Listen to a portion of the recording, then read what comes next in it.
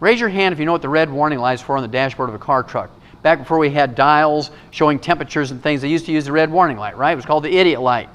And when that red warning light came on, it meant that your engine was heating up. You didn't have enough coolant or oil, or maybe you broke a fan belt or split a radiator hose. And a reasonable person would pull the vehicle, car, or truck over the side of the road and deal with the problem so you didn't burn the engine up. Even a Mercedes would burn up if you didn't have enough coolant and oil and a fan belt and a radiator hose.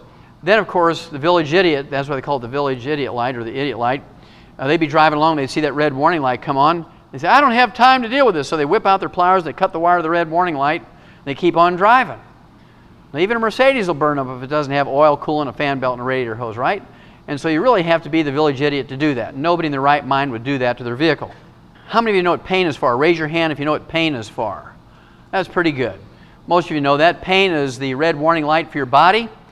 When you get pain in your foot, your ankle, your leg, your knee, your hip, your back, your shoulders, elbows, wrists, and fingers, your body's saying, don't use those joints, don't use those bones, don't use those muscles until you fix them.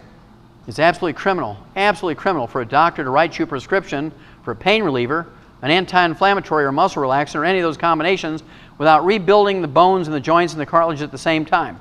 If they just give you a pain reliever, just give you an anti-inflammatory and or a muscle relaxant without rebuilding the joints and the bones at the same time, all they're doing is cutting the wire of the red warning light. You're going to wear those bones and joints and cartilage out faster and faster and faster. It's actually a negative to be taking painkillers and anti-inflammatories without rebuilding the joints and the bones at the same time. The reason why I say no carbonated drinks, and I've been doing that since 1964, is because carbonated drinks actually will neutralize your stomach acid, and you cannot efficiently absorb minerals, digest protein, or absorb vitamin B12 without stomach acid. You have to have stomach acid, like battery acid. Doctors have the criminal belief that you don't need stomach acid, and they give you all these drugs to get rid of your stomach acid, antacids, and they give you drugs to stop producing stomach acid, right? They don't want you to have stomach acid. Absolutely criminal. You can't digest food and absorb food without stomach acid.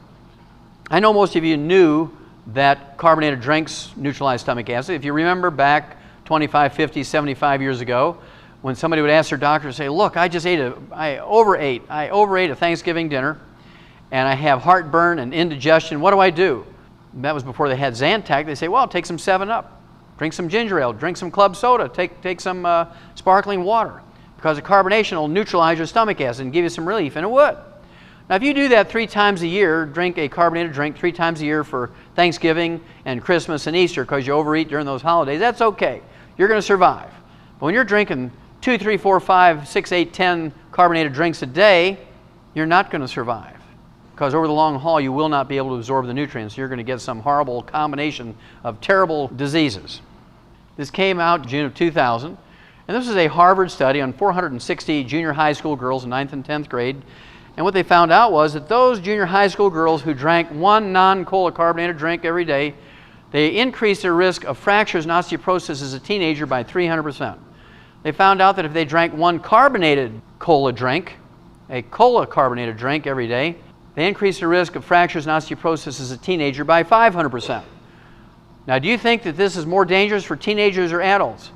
It's much more dangerous for adults because you only have 25% bone matrix and you're very, very slow to recover, where teenagers have 40% bone matrix and they can recover in a week's time.